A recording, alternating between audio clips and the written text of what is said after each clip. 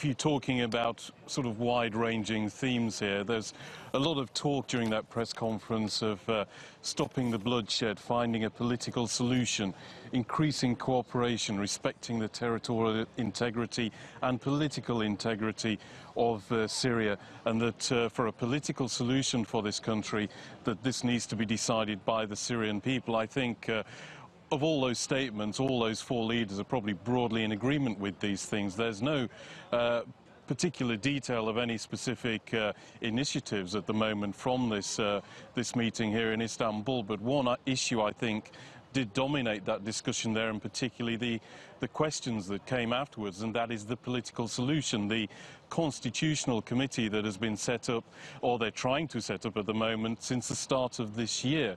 And if this future of this country is going to be decided by the Syrian people, that's going to have to come together somehow. That is really the only game in town as far as that political transition is concerned. Now, the problem with this committee, this was set up by a declaration at Sochi at the start of the year.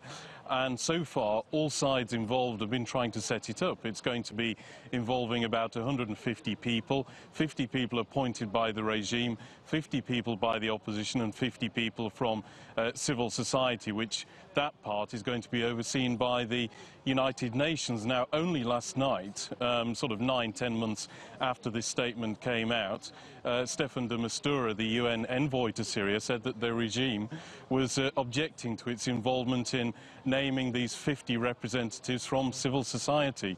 Now, from this press conference, you still have the Turkish president and the German chancellor there saying they still very much hope that this committee is going to be set up by the end of the year. But bearing in mind these objections from the Syrian regime and the fact that Staffan de Mistura is going to be retiring next month, I think there is a bit of pressure on everybody here to try and make this happen by that deadline at the end of this year. Yeah. Andrew, one more question for you. Can we say at the very least that they all highlighted that Idlib is working? It's not perfect, but the agreement as a microcosm for what can be achieved elsewhere in Syria in trying to put out this fire and stop the war, they're all happy that the Idlib agreement is holding?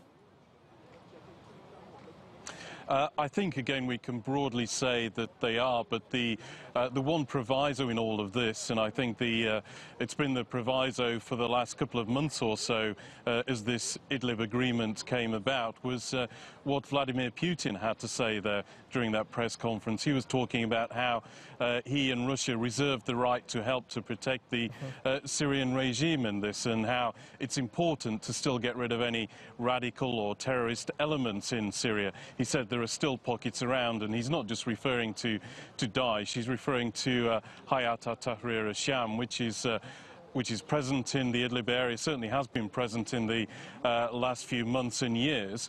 And this is the problem with the Idlib area, that the regime wants to go in to remove this organization, which is basically the former al-Qaeda branch in Syria. But the rest of the international community really didn't want this to happen because of the effects that would have on the civilian population there. There was warnings of a massacre. So although the system is working at the moment in Idlib, there are problems ahead if the regime, the Syrian regime, still wants to pursue its agenda against HDS and it gets the backing of Vladimir Putin and Russia.